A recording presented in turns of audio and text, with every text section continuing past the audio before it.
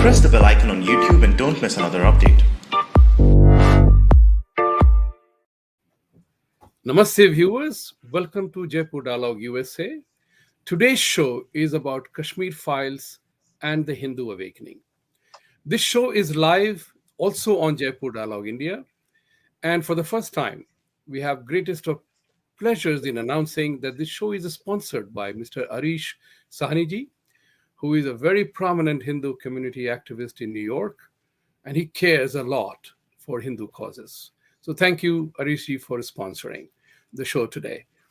Going forward, wanted to also request all the viewers to like, subscribe, and press the bell icon. And we need your support. We want your support, and support us all the way. So with these words, I wanted to shoot off. Kashmir Files, the movie, has been has created a real buzz. We often hear in the movie industry the buzz. But this movie has created a real buzz for the reason that though it is called a movie, it is based on true stories.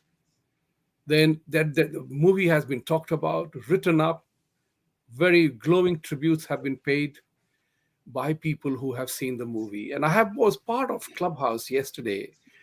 And it was fascinating to see that there was one particular room that ran for over 12 hours non-stop. People were coming in and going out.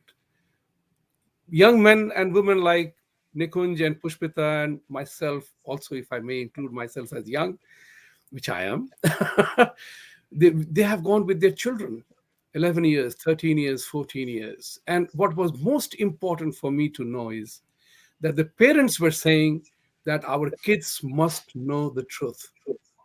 The truth was the biggest casualty of the Kashmir saga, the unfortunate thing that happened.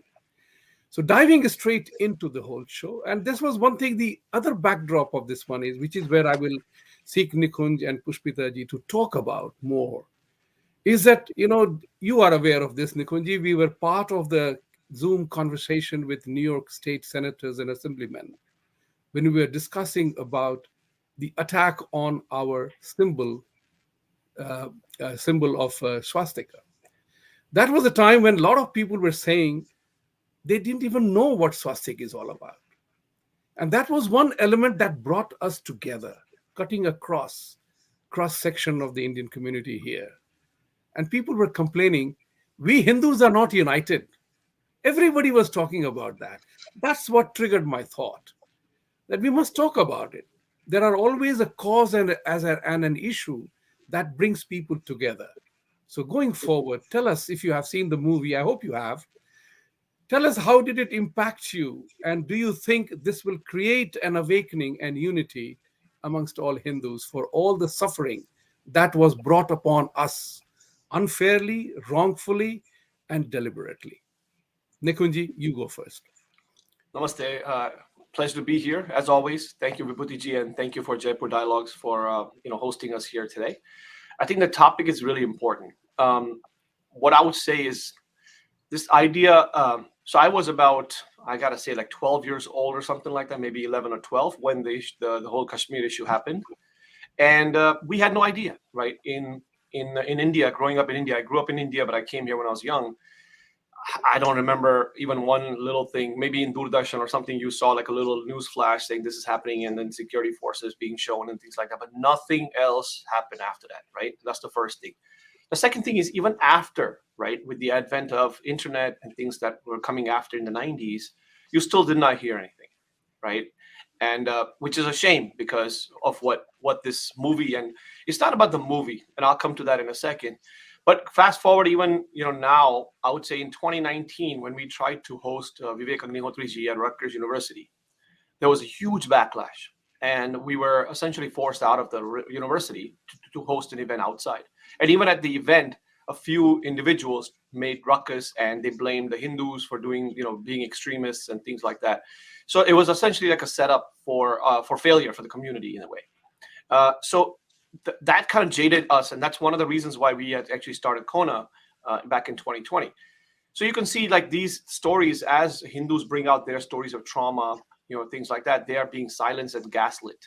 And essentially trying to say that, hey, it was not a big deal, only a few people died. Oh, by the way, the Kashmiris actually left the valley. They were not forced out of the valley. One of the senior, I would say, lawmaker here in the U.S., Brad Sherman, in a hearing, he had mentioned that the Kashmiri Pandits left the valley. They did not leave the valley. They were thrown out. They were forced out. They were, literally murdered to get out of the valley. They did not just leave the valley. Nobody just leaves your home voluntarily, right? And if you remember, Vibhuti ji, we had done that about a couple of years ago before the pandemic. We had done a Indian Americans for Kashmir forum where we had the same theme at TV Asia. So you can see now what's really happening is people are really coming up to speed and understanding that this is important. And we'll talk about the ecosystem and the awakening a little bit later. But so for me, Kashmir Files is not about the movie. It's about the story. It's about bringing out the trauma, the tragedy that happened. And like you said, truth was the biggest victim here, that the truth has been suppressed so far. And now things are coming back. So I'm really happy that this movie came out and is making the wave. I've talked to the a lot of the community members here in the Hindu community and beyond, and the shows, the movie times in theaters have been full. No one's like, some people can't even get in because they're like, oh, we want to see more and more of these shows. But unfortunately, I think there's a first, I think by next week is the last show. So I encourage everybody to go there, look at it. Even though it's a movie, like you said, it tells the story. And the way people have enacted in there, it really brings out some very powerful messages and reflection. It's an important thing for the Hindu community globally to reflect that through this movie, what can happen to a community and how the larger community is completely oblivious. If you look at, and again, I don't like to make comparisons, but it's an important illustration. If you look at what has happened with Holocaust, right? The idea is even people in the community did not know about the Holocaust, but the Jewish community made sure over the years that people understand that this is something that happened to the community. And now everybody knows about the Holocaust, right? It's taught in schools, it's taught in many different places. Of course, there are still people who deny the Holocaust, which is a shame, but that's how it's going to be, right? So we have to tell our story. So the Kashmir Files, I look at it as the first big attempt to really tell a story about what happened to the Hindus in the right way. And Vivek ji has done a fantastic job. Vivek Agnihotri ji has a fantastic job in this movie, along with all the veteran actors and actresses that are in the movie. So I'll stop here. I'll give it to maybe Pushpita ji or yourself. Sure. Thank you. Thank you very much. Excellent opening statement on this issue. Pushpita ji, welcome to Jaipur Dialogue USA and Jaipur Dialogue for the first ever time. And you are welcome. And thank you very much. You are part of KONA. And for the purpose of viewers, those who may not remember or know KONA, it is called Coalition of Hindus of North America. And that's a very important organization. I think you are a pretty new one, right? Yeah. If I may say less than 2 years. Yeah, less than 2 years. And I think it started after we were together on the Indian Americans for Kashmir forum that you and I did the show there, So that was a very successful one. And, I'm very sure that mobilization of Indians will happen. Pushpita ji, I will ask you a very simple question. Did you see the movie? I have my tickets booked to see tomorrow. All right. Weekend was given to soccer. So okay, that's perfectly fine. I wanted to say that particularly because some of the people reached out to me, young ladies, said that it is so heart-wrenching and it's so hriday vidarak, as the Hindi ka shabd hai, that it is difficult we can't even contemplate going for the movie. And I suggested to her, please go and see it. Let the image, let the impression be your own instead of listening to others or reading something. So unless and until you feel the pain yourself, you will not experience the pain. It's a very important thing to do that. And I'm very happy to say that young lady said, I'm going to go for the movie for that now. Yeah. So you will see the movie tomorrow, and I'm very happy you will. Point which is very important to know is what Nikunj also mentioned earlier on, is that this was genocide and exodus from Kashmir. Nobody left on his own voluntary choice. And, so they were given a threat, leave, convert, or die. Mm-hmm. How can the media twist the whole thing as if Kashmiri Pandits left because they were not getting along with their local Muslim people? Where does the real rub lie? Where does the real problem lie? I want you to address that part. Yeah, I think you got to the crux of the issue. I think people sort of, as they discover this, they think this is a new issue, but actually this twisting of the narrative is pretty old. It's as old as the Exodus itself. So I have always been a bit of a political junkie. So I did read some of the articles, over the years. I've read Jagmohan's book, My Frozen Turbulence, which he wrote, and I've read Rahul Panditaji's book, which he wrote a few years ago. So I think what this movie does so importantly is to mainstream it, because otherwise what was happening was the story of Kashmir was limited to those of who were directly impacted and were trying on an individual basis to get their very painful stories heard, or very limited people who have an interest or in history or news media. And I do come from a news background. I've been trained in journalism twice, and I've been working in the comms industry. So I always tell people that we are not fighting ignorance. To a large extent, we are up against a strategic attempt to completely silence us and deplatform us. So yes, there are people who are ignorant, and the more we speak up, the more we will be heard. But when people say, how did I not hear? How did I not know? Don't be surprised. You haven't heard and you haven't known, because that is the intent. There has been a deliberate attempt to silence our voices, and it's not new. So I think that is something very important, because this information was out there. People have written books, there have been articles, that people have been talking. At Kona itself, it's interesting, Nikunj brought it up, but from the very inception, we have been focusing on Kashmir. When the 1 year anniversary of the abrogation of 370 happened, we actually had a conference, virtual conference, where Vivek Agnihotri ji spoke among other speakers, and he actually talked about the making of this movie back in August 2020, and we just posted a small clip of that, which I'd love people to go and see. And then in January 2021, we hosted a panel with 5 Kashmiri women who were, different. One was like 5 years old, one was a teenager, one was in her 20s, and they were like direct victims of this, and their stories were so heartrending. We were all crying when we did that panel. Um, and that one story really stuck with me. That lady was in college. I think she was doing her medical when this thing happened. So she had to leave Kashmir, and at some point she got admission in Indore or Baroda, one of the two states. And it was a friendly state, a BJP ruled state. So that's why they got admission. She said nobody knew our story even back then. So there was resentment among the other medical students that, who are these people? They've suddenly shown up and taken, medical seats are a prized thing.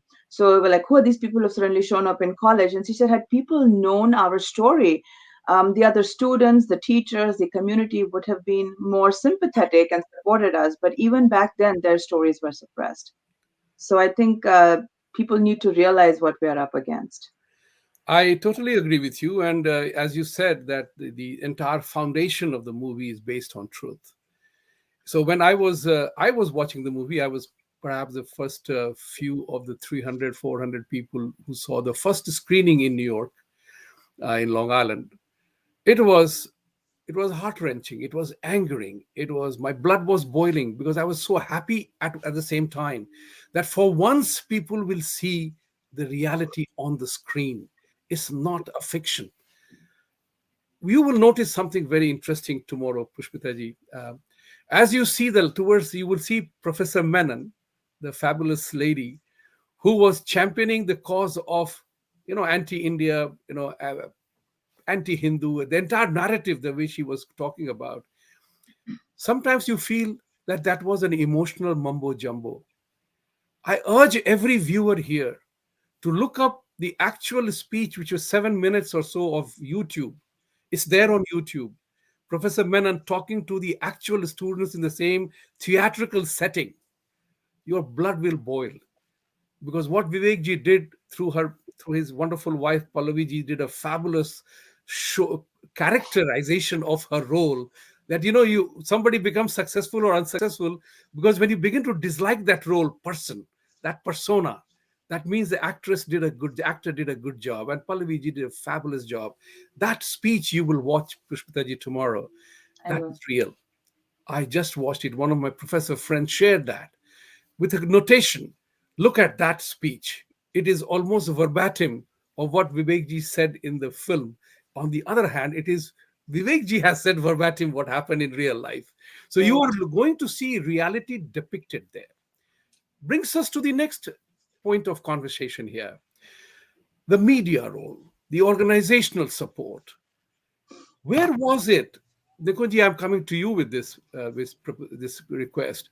Where was it? Why was it that the Congress party in India was such a sellout to the anti-Pandit agenda in Kashmir? What happened there? What was the trigger for them to be totally, anti-Hindu? So much so that I am angry that Nehru and Indira Gandhi, they were Pandits of that place. And they were misleading their own people. Where was the shame? Where was the problem? What was the issue there? Again, I'm not an expert, obviously, on those geopolitics, but at the same time, what has happened is, see, the Congress Party was the ruling party, the establishment, right, for the longest time. And one of the things that happened was they had allies in Kashmir, and they did not want to trigger or piss off a certain group of people, and therefore they just kind of set and dismissed it completely, right? And even though Nehruji was himself a Pandit and should have been at the forefront, right, because of his own heritage, unfortunately was completely like silenced or just ignored in that sense. And what's really important is while we had I think while we had other ruling parties at the time, there should, given their national profile, they should have done more, right? But unfortunately, they didn't, because there was an establishment connection between the some of the elements in the valley as well as the Congress Party, right? And again, I'm not an expert at that, but from what I have heard and what I've read, this is one of the reasons why they completely they did not take this issue at a national stage, because they were concerned that they would trigger a certain community or a certain group of people, etc., which is very unfortunate, right? If this happened in other parts of the world, if you are from that community, you would take up the cause. I mean, I'll give you an example. Look at the Armenian community, right? If you look at the Armenian political policymakers in America, right, they are at the forefront of of advocating for the Armenian community. Of course, in Armenia, there are politicians, but look at the diaspora. The Armenian diaspora has been very, very active to that. But unfortunately for us, at that time, the problem is we always look to say, oh, who's going to do this? Somebody else is doing it. But I think our community as a group, so let's say Nehru or Indiraji did not do any of that stuff. They did not do our work. But where was the global community? Where was the Hindu community who should have stood up and done something? And you had mentioned earlier something that, people say, why wasn't I aware of? Because people don't read. People are busy with their own little worlds, whether it's like taking the kids to work, to school, or, going to Bollywood movies or Chai Pe Charcha or other things. People just don't bother. And then when all of a sudden some gyan comes up, some knowledge dawns upon them that, oh my God, I never knew about this. I need to do something about it. It's a good thing. But then the problem is that it's not like you can't just dismiss it and say, oh, why wasn't it done before? Well, you were not around, or other people were not around. And the political establishment also did not do its job that it was supposed to do. And that's why the story of Kashmiri Pandits, Kashmiri Hindus is so critical through the movie and through the awakening that is now happening. Thank you. Pushpita ji, you said that you are from the media, right? You have I'm trained as a journalist, but Yes. not, yeah. No, you're trained as a journalist. Okay, I'm not trained as a journalist. So I'm the accidental tourist in the world of journalism. So, one of the things that, always picks my mind is, how is it that we as Hindus have never been united? You are very young. You are part of this American diaspora. Why do you think this generation of Indians here are not together to take Nikunj's statement? Though everybody is worried about his own little world, why aren't we so nationalistic, committed to our country like Armenians are, like Muslims are? They are committed to their cause. You got to admire that. They are committed to their cause. Why are we not committed to our cause? Your thoughts on it? Yeah, that's a very big question. I actually grew up in India too. I moved here just like many of us to do my master's and then studies and then work. So I think the very big question. I'm going to try and piece it apart. So there are many different things that that are civilizationally different about us, and like everything, there's the good part of it, and then there's the cons of it. So something that's a pro also becomes a con in a different setting. So what I love about why I am an advocate for the Hindu faith, what I love about it is its liberalism. It's true liberalism. What the word genuinely means, not the political ideology that has come to define it. And it's the support it provides to varying diverse perspectives while providing a solid value-based ecosystem.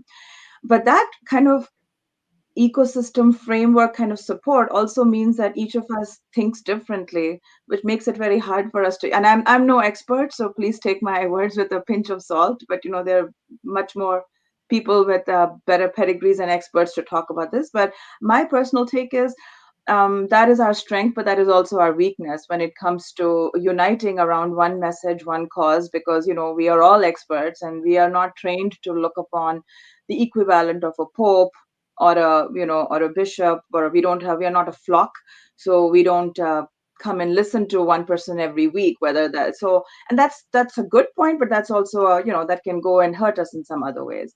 So that's my take on it. The other thing which I wanted to ask the audience here, that please ask the questions. You are most welcome to ask the question, particularly of the two young people who are here, of how the Indian diaspora in America is dealing with the situation, and how we are also like you. We feel the pain. Just because somebody is in India, somebody is in America, doesn't mean that we are delinked. We are connected with our roots, with our history, our culture, and our tradition. So the pain that if something goes wrong in India, we feel the pain too, just as you would feel the pain if something happens to Indians here. So my question to you, Nikunj, is that you formed Kohna, and it's a beautiful name, Coalition of Hindus of North America. Stepping on to the next level of conversation, what do you think ails the Hindu community? And I'll be specific about, unabashedly about the Hindu community, because Indians are Indians. It makes up of plethora of various belief systems. I'm especially talking about the Hindus. Why Right. are we so disparately divided? Yeah. And you, since you formed the coalition, share your experience on that. Yeah, so there are multiple things. First of all, Hindus are in 100 countries around the world. So that's why we don't call ourselves Coalition of Indians in North America. We're calling ourselves Coalition of Hindus of North America, because we have people who are not just Indian, right? Some of them, people are born and raised here as well. So while we obviously understand the connections to India, if you talk to the younger generation, they don't have such a strong connection. And that's a different conversation to be had. But they do connect with their Hindu roots, right, in different ways. Then you have the Caribbean Hindus, you have the white Hindus, the black Hindus, Spanish Hindus, right? All these different types of Hindus from all over different parts of the world. So we want to welcome them under the Hindu identity in that sense. So that's the first thing. The second thing is, you asked the question, what is wrong with us, right? In that sense, and that's we can talk about that for like several hours.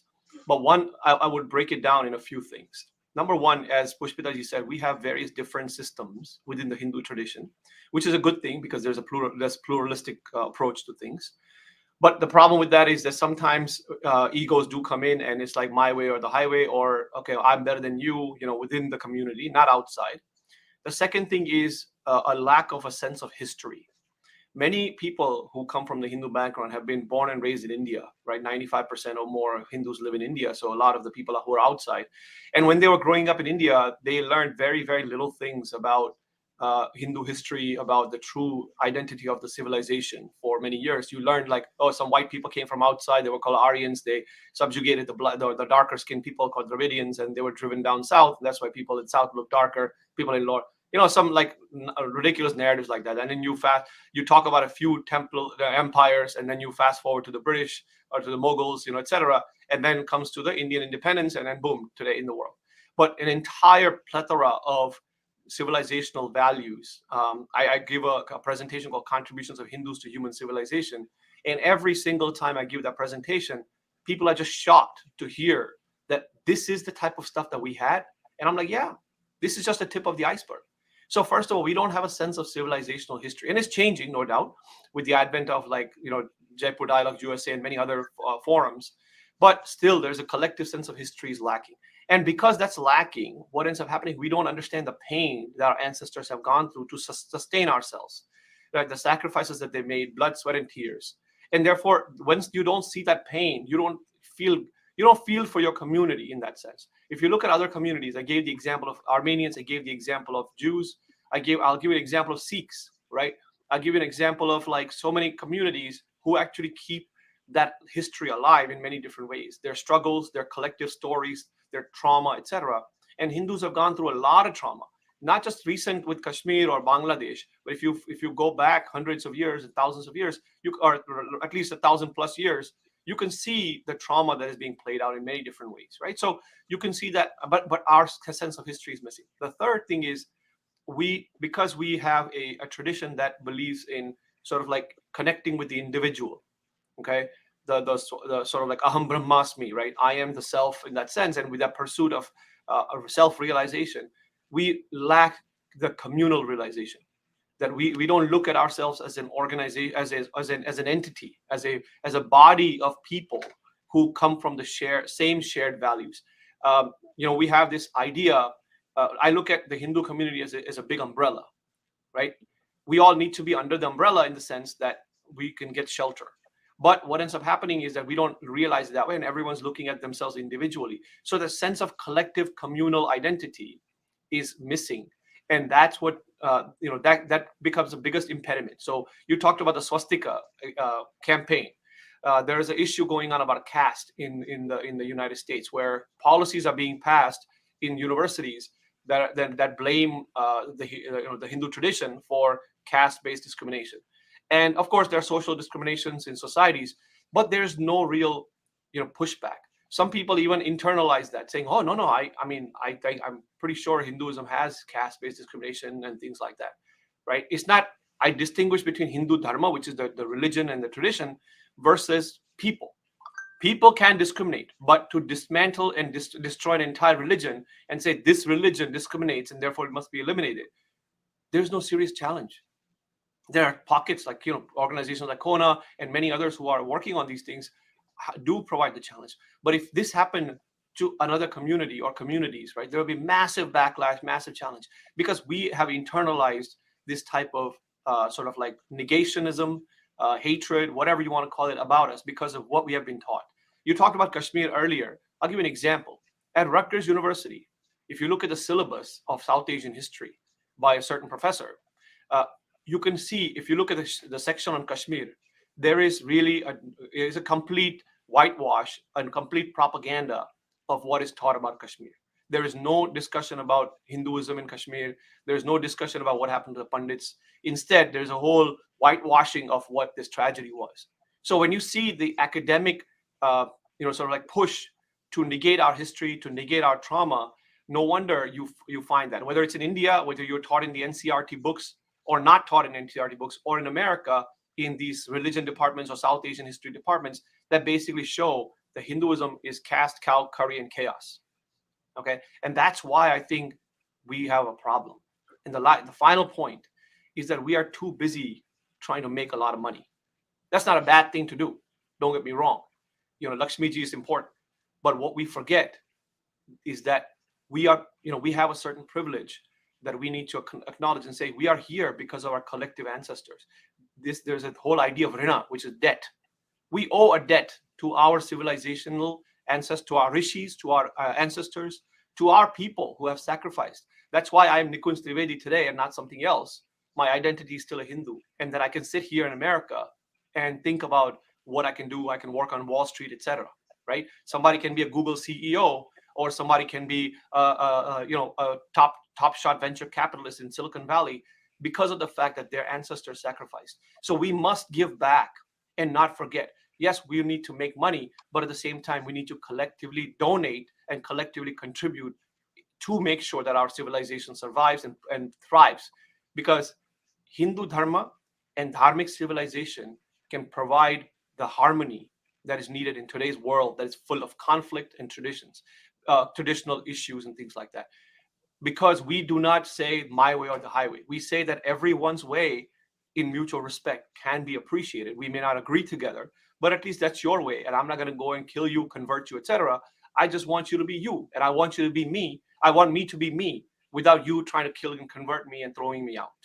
And that is the greatest value that we need to preserve. Because today's world, if you look at what's going on in Russia and Ukraine, if you look at what's going on in other parts of the world, there's a lot of conflict. But Dharma provides that antidote, that toolkit to make sure that the world is harmonious. And that's why our civilization needs to be preserved. It's not just for us, it's for the greater good of the entire world. I think you're on mute.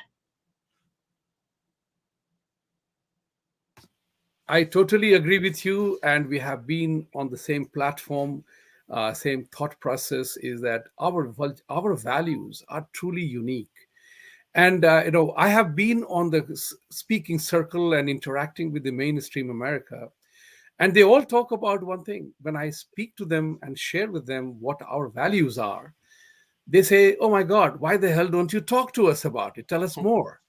And I said, "That's our failing. That's our failing, that we have not taken the message, because we believe you will learn.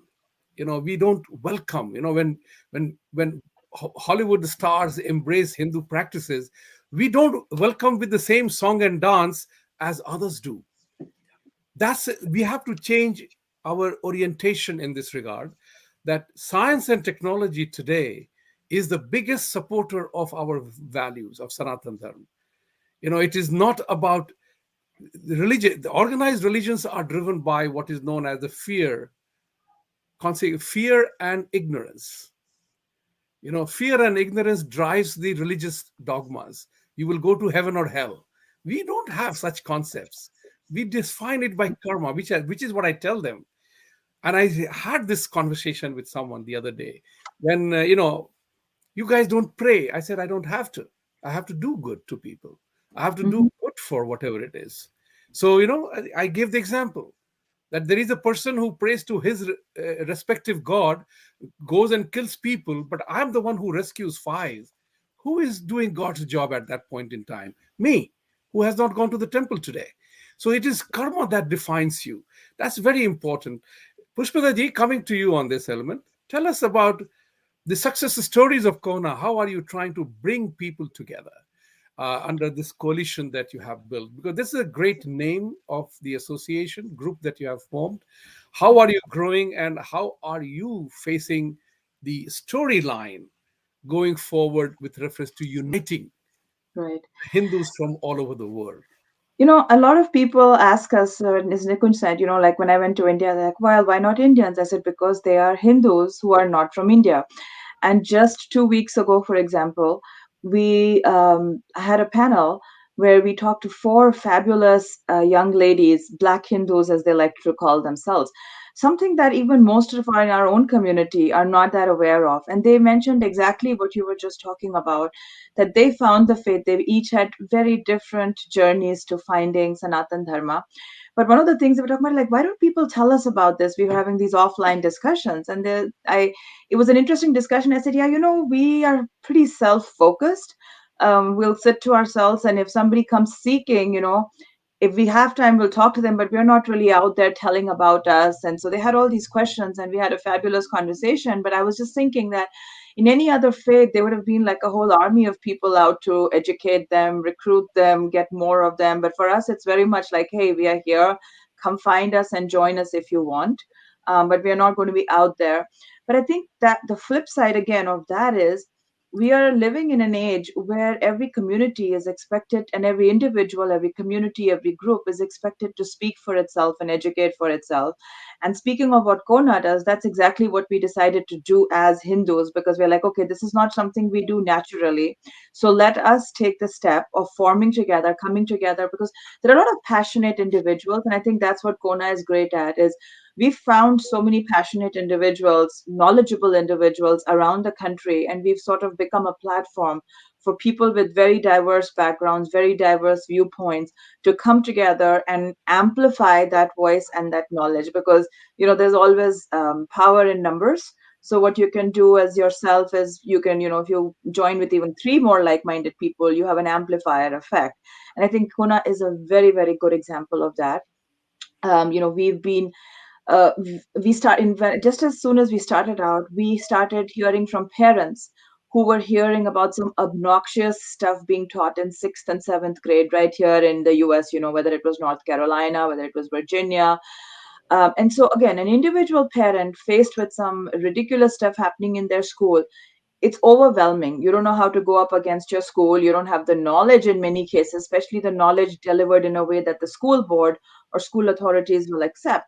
So an organization like Kona was able to come in and give them the entire material. And as long as that one parent was willing to go in and advocate further, we were behind them every step of the way, being part of the meetings, providing the content takes a lot of time, good researched content. So just having that confidence, having somebody who's been through the process. So now we are in discussions with 3 or 4 different school boards about correcting some really ridiculous stuff that was being taught to children as young as 6th or 7th grade. We've had a lot of success on we've had a lot of success on the swastika front, which I think you're aware of. Because again, when the discussion started, people were like, yeah, swastika, whatever. But most of us didn't even realize back in 2020, when Nikunj was doing his research and stuff, that the Hitler never called it the swastika. You just have this Nazi swastika, Hindu swastika. A lot of us had been making that distinction for years, saying, why are you targeting us with the swastika? Hitler never. But if he didn't even use the term, it begs the meaning is like, why did the swastika become the term used for it, right? If he called it the Haken Cruz, which is the hooked cross, why the heck does the world call it the swastika? And there's so much to be thought about there. And it's very gratifying 2 years later, or few years later, to see that more and more people are now talking about this, because words matter. Words are very important. We cannot be dismissive and say, well, you can call it this or call it that. No, most of us would be pretty picky on, we are very respectful when it comes to calling other people by their right name, calling other rituals, practices, faiths by their right name. So we need to have that same discipline for us. And hey, if Hitler's Mein Kampf didn't call it the swastika, then why the heck are we calling it the swastika? Whether we say it's a Nazi swastika or the Hindu swastika, that's ridiculous. So I think that's one place where Kona has made a lot of difference.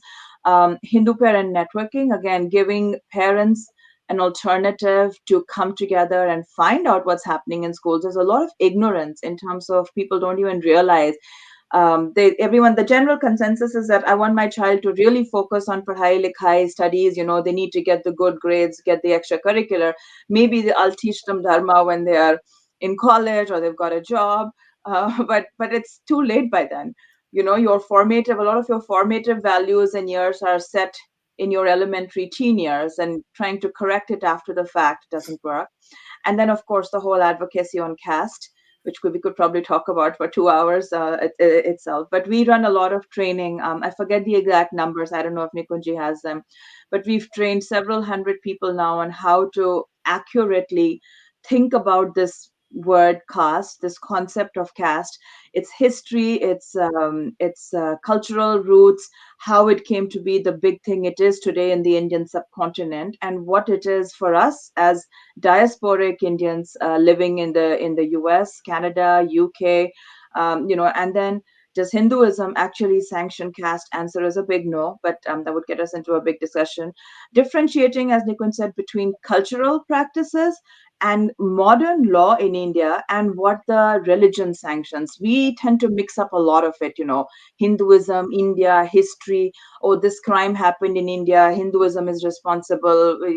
So there's a big lot of stuff to unpack. So those are some of the major initiatives. And I think we're very proud of what we've managed to accomplish in less than 2 years with a completely volunteer-run organization. Yes, it is. And, I think, am I a member? Yes. We hope You always are a member, even if you're not. No, that's nice. I congratulate you for taking the initiative and establishing this, because we need to organize ourselves. We are highly unorganized. When I came to this country in 1991, and particularly when I had the responsibility to market India's liberalization program, many Indians believe that we are We are not supposed to market or sell something, It's not selling, it's propositioning. And that lesson came to me when I was in Delhi working with a major American bank there. I was very good at product structuring. And, as success has many claimants. So, my boss called me one day, an American guy, and he said, I believe you have done this. I said, yes, it's me. He said, if you don't tell me that it was you, how would I know? Because there are many people who are claiming it, but I came to know it's you. The lesson of learning was, it's not about blowing your trumpet or dhol bajane wali baat hai. It is about letting the world know who you are. Otherwise, who has time for you? Why would anybody bother for you? And that's something that we must understand. And in my opinion, I think now that Kashmir Files, the movie, the story, is bringing Hindus together around the world. That this could have happened in my own country and I didn't know this. It's a remarkably unfortunate thing to happen. Brings me to the next point, Nikunj. Like I watched your conversation with Rajiv Malhotra ji in the session that you guys did. And he made a very poignant statement there that there are many organizations, we all get into fight with each other as to who is better and who is superior. And as a corporate, we work on turnaround strategies a lot. We always tell people, not everybody can be good at everything, right? There are some people who are good at something. Let them do that. And that's what Rajiv ji was talking about, that let everybody do their best. I may agree with you, I may not agree with you. That's perfectly fine. But I must not try to bring you down. I must not get into a fight that you can't do this, you must not do this, and the dreaded word shouldn't do this, that which paralyzes everybody. I believe in the world, in the thing that you are good at something, go ahead and run with the baton. It's a 400 by 400 relay race. And that's what we have to remember, that everybody must learn to participate. I don't agree with you, you go ahead and do what you want. I'm doing my own stuff. If I agree with you, let me support you. That's the mental shift that we all Hindus need to make, that we are not good at everything. And we can be good. Whatever we are good at, we must do. In the remaining few minutes, we have a few questions. Gentlemen, friends, ask your questions, and we will get back to the questions with the rest of after we have finished one more, conversation with both of you. That question is uppermost in my mind. How do we unite? Because we can't be uniting if we are living in denial. And we have to recognize, this was 2 years ago that we talked about, are Hindus facing an existential threat? The thing is real. And my panelists had all opined that yes, we are facing existential threat, because Sanatan may live, Sanatan as principle may survive, but where? Particularly when the country is being balkanized in something that you referred to was democratic aspirations. Everybody has their own democratic aspiration. Can we break the country for that? We have to redefine. People are crying. The West is crying about 2 million refugees spilling over to European countries. But did the world have the same tears for Hindu refugees that came from Bangladesh in the numbers like 10 million? And that to a poor country. We were a poor country then. So we have to begin to bring those facts with full sympathy and concern for those who are suffering. Why are we fighting a war? Why there is a religious supremacy of one over the other? These are issues that we need to take forward. I'll give you, Nikunj, for shot at that. What do we need to do about that? So I think you had mentioned earlier, I think what I would say, the ecosystem is changing. There are people who are making sure that people do unite. One of the things that has happened is the advent of social media. There's a lot of people like yourselves and others who have created these forums for people to come and talk about issues. So and then the WhatsApp universe, for all it's worth, sometimes there's negative things going on or fake news, whatever, but the information can spread pretty fast, right? Social media has really opened up what used to be a closed network of things. So that ecosystem is building. That's one thing. The second thing I think, as you had mentioned earlier, is that people need to understand and respect expertise. Okay, everybody wants to be a leader, but nobody wants to be a follower. Unfortunately, that is the case. And my litmus test has always been who to follow and who has the adhikara to lead. Right now, how do you determine that? You have to just see what is that has that person done over the past several years of their lives. Okay, have they spent their time strategically thinking about issues impacting Hindus? Have they spent time making a change and making an impact? Do they have a resume? Right, if that person has a resume, you go and follow that person. Okay, don't need to create new organizations or new things and new everybody wants to, like I said, what happens is somebody wakes up all of a sudden, they, whether it's Kashmir or CAA or some issue, caste, whatever you want to call it, and all of a sudden they have this like dawning thing, oh, I must do something. And then they'll go and start an organization, or they'll go and start, or like try to do things on their own. First thing you have to do is understand, if you want to start an organization, that's totally fine. It requires a lot of effort, energy, continuous thinking, dealing with a lot of people, challenges ahead of you to start and maintain an organization. Okay, and I have a lot of experience in that because I've been involved in Hindu activism for the past 23 years, first through the Hindu Students Council and then through Kona. Right, it takes a lot of efforts. So people need to understand that let's divide our expertise in certain places. That okay, someone's good at something, let's let them do it. Let them do it. And if you can't do anything, I look at it this way. Okay, first of all, you go into the battlefield. If you want to go and do volunteer work, serious volunteer work. It's not chai pe charcha. Oh, I'll just forward a few things in WhatsApp. No, serious volunteer work is really needed. Number one, continuous also. Number two is if you can't do that, then donate money. Donate some serious money to the organizations that are actually doing the work, because we need support, right? We are all volunteer organization, but you got to make sure that you have some staff whose job is to do this full time. Other organizations, if you look at some of the big organizations, they literally have hundreds of millions of dollars and a volunteer staff of like 100, 200 people. I mean, a full-time staff of 100, 200 people, a volunteer base of like 1,000 people, etc.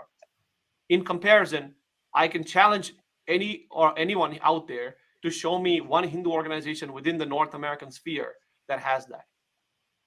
Doesn't exist, right? There might be some community organizations that may be existing, but in the scale of the other side. So we need to organize from that perspective by making sure that we focus on the expertise, if we focus on providing resources to the right organization so that they can make an impact. Okay. And the third thing is, please read.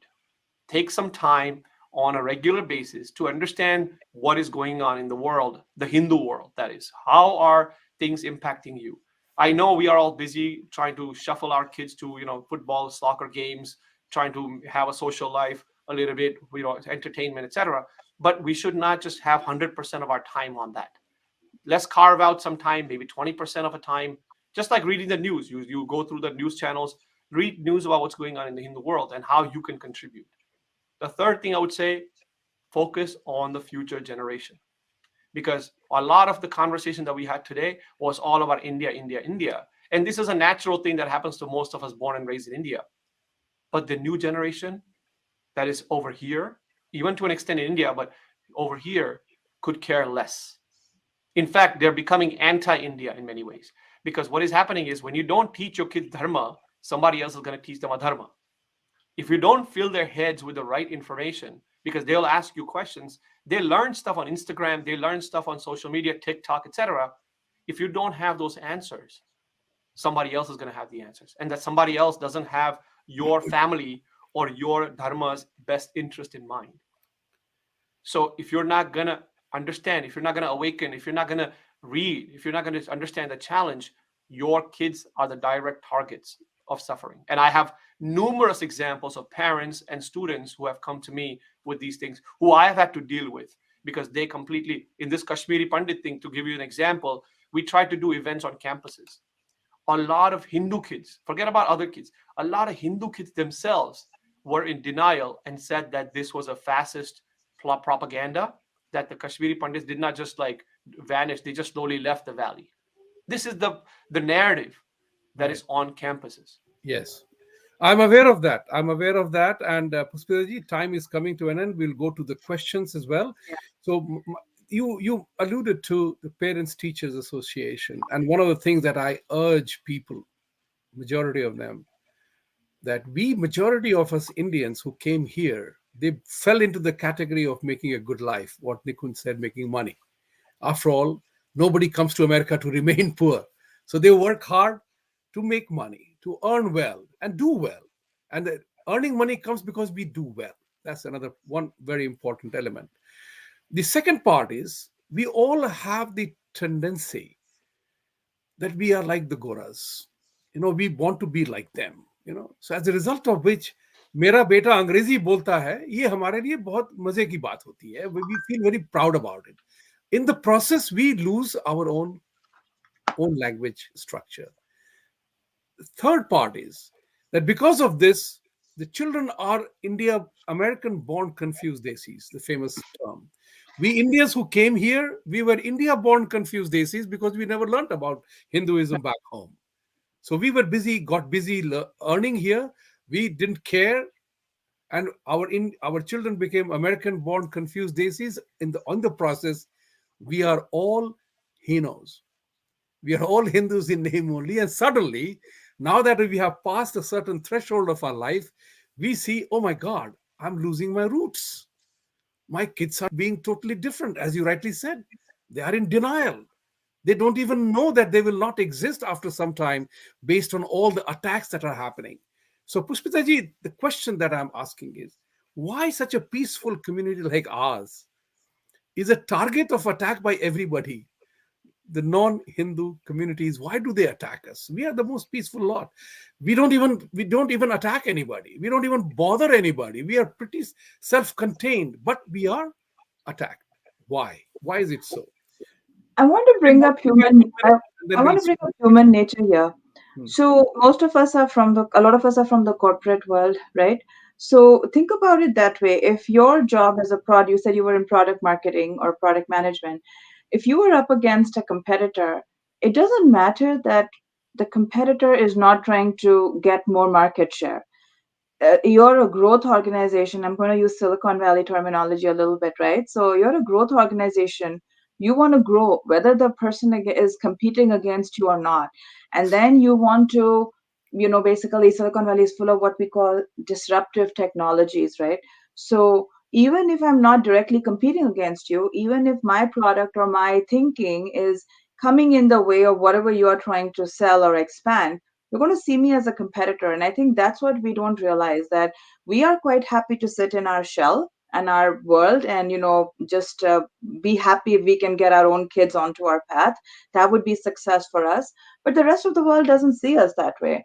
They see us as you've all heard of the Joshua project, right? I'm sure. So the Joshua project, and Joshua project was created 20 years ago or more. Somebody has spent so much money and detail in going and mapping every little sub tribe and little group that exists in India. Most of us, even if you talk to a professional anthropologist in India, they probably don't have that much detail. Right. I'm sure the Sarkar doesn't have that much detail as Project Joshua has invested into mapping us down to the last little tiny subgroup. And they do that because they do see you as a target. So you can say, just leave me alone. And I kind of say it's ironic that my job as a Hindu activist is basically, please leave me alone and let me live my faith the way I want to. Whereas I'm up against activists whose job is to say, I need to take you over. So we can deny reality, but the better thing is to just accept that's the world we live in. And it's not so much the why as to realize, okay, this is happening to us. How do we fight back? How do we remain having a space for ourselves without fundamentally changing also who we are? I think that's the conundrum we face. Do we just become another Abrahamic religion to fight them off? Hopefully not. Hopefully we will find our own way of doing it. But I cannot stress the importance of doing this because perception is reality. I come from the comms business, and perception is reality. And if you are not giving the perception about your faith, your roots to your kids, guess what? Somebody else says, something else says, and that becomes reality for them, which you can't change. When you decide that the time is right, or you've retired now and you want to focus on this, it's too late. The ship has sailed. I totally agree with you. My favorite statement is that if you don't define yourself, somebody else is. Yeah. That's important. So thank you both for a very fabulous conversation. I hope people have enjoyed it. Let's go to the questions, and then we will close the day today. Thank you very much. Nation first. Thank you. Huge respect for all Kashmiri Hindus who had to suffer a lot to leave their everything or die, but they didn't accept to convert or go against India. And shame on the then GOI in center and state government. Thank you very much for your very strong statement. Abhijit Sudhakar. Yes, Abhijit, we talked yesterday. Hello, Vijayji. Thank you for your time yesterday. I saw the movie. It was houseful. I only got front row seat, and at the end, it had standing ovation. I'm sure you did. And you were also the part of the guy who was giving the ovation. Thank you, Abhijit. Rajiv Mohan Bhatnagar. How can we have international solidarity on declaring jihad as a murderous encroachment into religious freedom of other faiths? Very tough question, very tricky question. Nikunj, I'll leave it to you. Um, you know, I would say that has to Keep come your from answers short because we have time things. So keep Correct. your answers short and crisp. You don't have to give a lecture on this. Yeah, no, I'm not. This So is a the very idea important topic, and that is something that we will talk about more, as a matter of fact, as we go forward. Please go ahead. Absolutely. Any form of extremism needs to be denounced by all different forms of religion. But I think this type of activism has to come from the Muslim community itself. There are Muslim organizations who are working on weeding out the extremist elements from their traditions or from their own culture. So I think I would defer to that. The second thing is the Hindus or other communities that are minority communities around the world need to just talk about it and how such sort of forms of extremism have had an impact on their communities, whether it's in Kashmir Pandits, whether it's in Bangladesh, etc. The more we talk, the more we work with allies, the better it is. Essentially, what we say, we have to get engaged in living abroad, that we do, because we encounter lots of these conversations, particularly if there is a snowfall or a nor'easter. It doesn't discriminate between religious suffering of people, right? It affects a Nikunj or a Joshua or a Muhammad, everybody equally, isn't it? A 16-inch nor'easter affects everybody. It doesn't make any distinction. Next question, Rajiv Mohan. Next, Santosh Mishraji. Thank you very much for your support. Much appreciate that. Be good. Thank you. Thank you very much for your support. Vijay Balebal.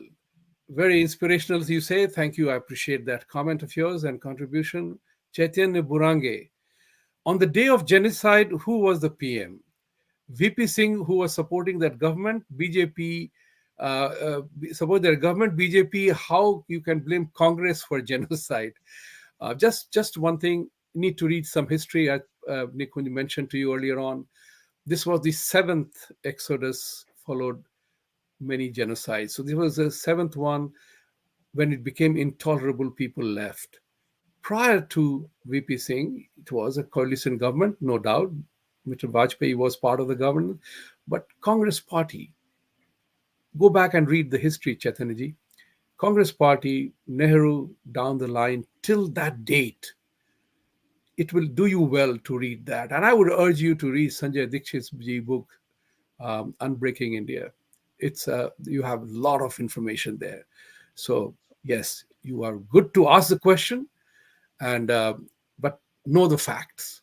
Thank you. Next, Chetan R. Thank you. Why aren't we able to do anything in Bengal, Assam, and Kerala? The existential threat for Hindus is real in those parts. What is the solution? It seems like this is planned very well. You want to take a shot at it? Though you are not in India, so I don't want to jump on your expertise, but common sense, which is rather uncommon. So try. Nikunj. We need to do something. Why aren't we doing it? I think, that's a question for Hindus of India, that why aren't people doing much? Where are the organizational, infrastructure locally? That's number one. Number two is there are pockets of diasporic Hindus who are doing something. We know people within the US who are working on in Kerala Hindus.